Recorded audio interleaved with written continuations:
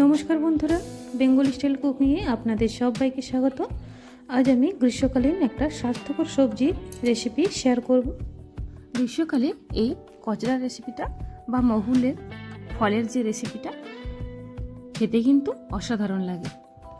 আজ আমি এই কচড়ার রেসিপি বানাবো। এই কচড়াগুলো খোসা ছাড়িয়ে কাটতে একটু সময় লাগে, কিন্তু এই কচড়াটা আমার মতন এইরকমভাবে রান্না করলে মাছ মাংস খাওয়া একেবারে ভুলে যাবেন। প্রথমে কচড়াগুলো এক একটি করে খোসাগুলো ছাড়িয়ে নিতে হবে। এরকম করে খোসাগুলো ছাড়িয়ে একটা নোড়ার সাহায্যে আমি ফাটিয়ে নিচ্ছি। নোড়ার সাহায্যে না ফাটিয়েও বটিতেও কিন্তু কাটা যাবে, এতে করে একটু তাড়াতাড়ি কাটা যায়। এরপর এই যে সাদা রকমের যে লম্বা লম্বা অংশটা রয়েছে এটা এইভাবে ফেলে দিতে হবে, আর বীজটা আর এই সাদা অংশটা ভালো করে ফেলে তারপর একদম কুচো করে কেটে নেব। আপনারা চাইলে আর একটু বড় করেও কিন্তু কাটতে পারেন। এইরকম ছোট ছোট টুকরো করে নেব।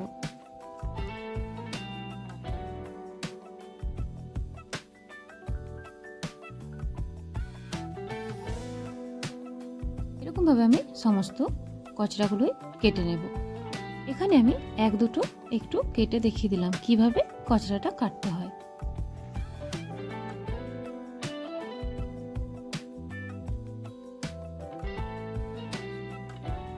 আর দেখিয়ে দিই, এখানে আমি দুটো মাঝারি সাইজের আলু নিয়েছি আর মুসুর ডাল নিয়েছি কিছুটা। সমস্ত কচড়াগুলো আমার কেটে নেওয়া হয়ে গেছে। এরপর আলুটা কেটে নেব আর মুসুর ডালটা ভিজিয়ে দেব। সমস্ত কচড়াগুলো আমার কেটে নেওয়া হয়ে গেছে। প্রত্যেকটা এই সাদা অংশটা লম্বা লম্বা ফেলে দিয়েছি, ওই অংশটা না ফেলে দিলে কিন্তু কষা লাগবে। এরপর আমি আলুগুলো কেটে নিয়েছি আর কচড়াটা আমি ভালো করে একটা পাত্রে জল নিয়ে কচলে কচলে একটু ধুয়ে নেব। 2-3 বার ভালো করে জল পাল্টিয়ে ধুয়ে নেব। আর এখানে মুসুর ডালটাও আমি ভিজিয়ে নিয়েছি, ভালো করে ধুয়ে জল পাল্টিয়ে রেডি করে রেখে দেব, কিংবা ভিজিয়েও নিতে পারেন।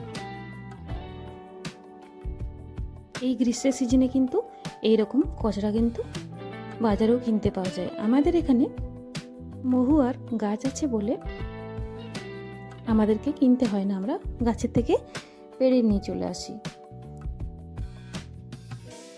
কচড়াটাকেও আমি 2-3 বার জল পাল্টিয়ে কচলে কচলে ধুয়ে নিয়েছি। এরপর তার সাথে আবারও আমি আলুগুলো দিয়ে দিলাম, কেটে রাখা আলুগুলো দিয়ে আবারও ভালো করে ধুয়ে একটা খাঁচির মধ্যে তুলে নিয়েছি। আর ডালটাও সব কিছু আমি রেডি করে নিয়েছি। এরপর প্রথমে গ্যাসের চুলায় কড়াইটি চাপিয়ে দিলাম, কিছুটা পরিমাণ জল, একটু বেশি পরিমাণে জলটা দিতে হবে। এরপর কচড়াটা আর আলুটা দিয়ে দিলাম, স্বাদ অনুযায়ী লবণ আর 1 চা চামচ হলুদের গুঁড়ো দিয়ে ভালো করে মিশিয়ে একটা ঢাকা দিয়ে দেব।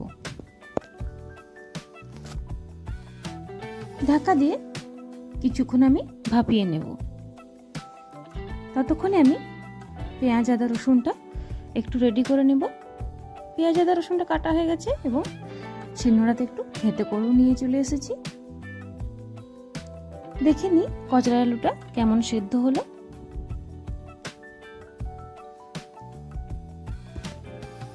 খুব বেশি সেদ্ধ করার দরকার নেই। কচড়া আলুটা আমি একটা খাঁচির মধ্যে ঢেলে দিলাম। এর যে জলটা ফেলে দিতে হবে। এরপর পরিষ্কার কড়াই চাপিয়ে দিলাম গ্যাসের চুলায়, দিয়ে দিলাম পরিমাণ মতো সরিষার তেল আর একটা তেজপাতা, একটা শুকনো লঙ্কা, 1/2 চা চামচ পরিমাণ 5 ফোড়ন দিয়ে তারপর দিয়ে দিলাম পেঁয়াজের কুচো।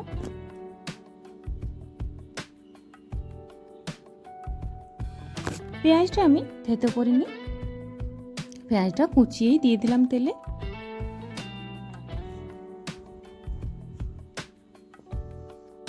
পেঁয়াজটা কিছুক্ষণ নাড়াচাড়া করতে করতে এরপর দিয়ে দেব রসুন বাটা।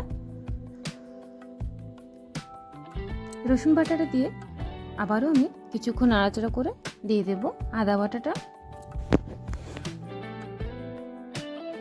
এরপর দিয়ে দিচ্ছি আদা বাটাটা। আদা বাটাটা দিয়ে ভালো করে নাড়াচাড়া করে নেব। পেঁয়াজ আদা রসুন ভালো করে নাড়াচাড়া করে কষে নিতে হবে। কিছুক্ষণ ভেজে নেওয়ার পর এরপর আমি দিয়ে দেব 1 চামচ হলুদের গুঁড়ো, 1/2 চামচ জিরের গুঁড়ো, 1/2 চামচ ধনে গুঁড়ো দিয়ে ভালো করে আবারও আমি নাড়াচাড়া করে নেব।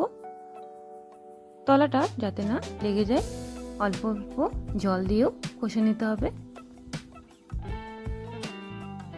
অল্প করে জল দিয়ে দিলাম, জল দিয়ে নাড়াচাড়া করে নেব, নইলে তলাটা লেগে যাবে।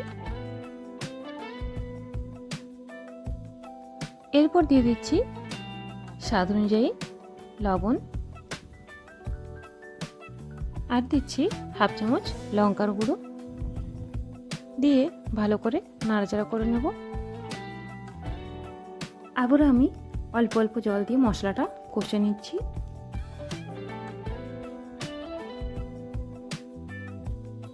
মশলাটা আমার প্রায় কষানো হয়ে গেছে। এই দেখুন তেল ছেড়ে ছেড়ে আসছে। এরপর দিয়ে দেব ধুয়ে নেওয়া মসুর ডালটা। মসুর ডালটা দিয়ে কিছুক্ষণ নাড়াচাড়া করে এরপর দিয়ে দেব ভাপিয়ে রাখা কচরা আর আলুটা দিয়ে ভালো করে নাড়াচাড়া করে নেব। মিনিট 2 মতো মসুর ডাল, কচরা আর আলুটা ভালো করে কষে নিয়েছি। এরপর আমি দিয়ে দেব 1 চামচ চিনি,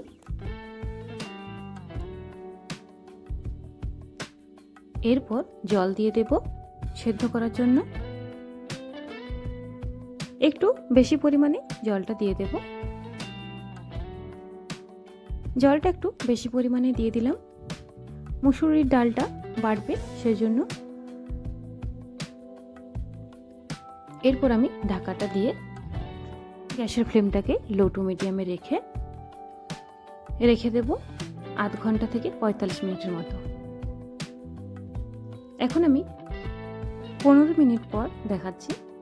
এখনও কিন্তু ডালটা সেদ্ধ হতে আছে, খুব সুন্দর কিন্তু গন্ধ বেরিয়েছে।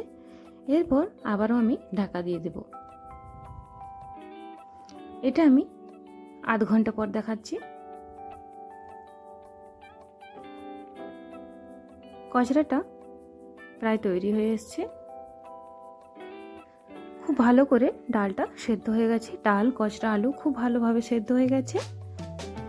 আর রেসিপিটা কিন্তু আমার তৈরি হয়ে গেছে। এরপর নামাবার সময়, গ্যাসটা বন্ধ করার সময় আমি দিয়ে দেব 1 চামচ গাওয়া ঘি।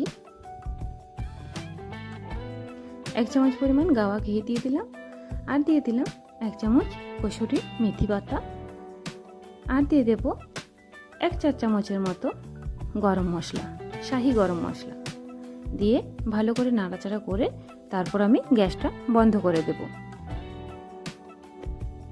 গ্যাসটা আমি বন্ধ করে দিয়েছি। কচরার রেসিপিটা আমার একদম তৈরি। গরম গরম পরিবেশন করার জন্য এটা ভাত, রুটি, লুচি, পরোটার সাথে কিন্তু অসাধারণ লাগে বন্ধুরা। আমার পুরো ভিডিওটি দেখার জন্য আপনাদের অসংখ্য ধন্যবাদ। আমার এই ভিডিওটি যদি আপনাদের ভালো লাগে একটি লাইক করবেন। এই রেসিপিটা বন্ধুরা কেউ যদি না জেনে থাকে বন্ধুদের মধ্যে শেয়ার করে দেবেন, আর কমেন্টে জানাতে ভুলবেন না কীরকম হয়েছে।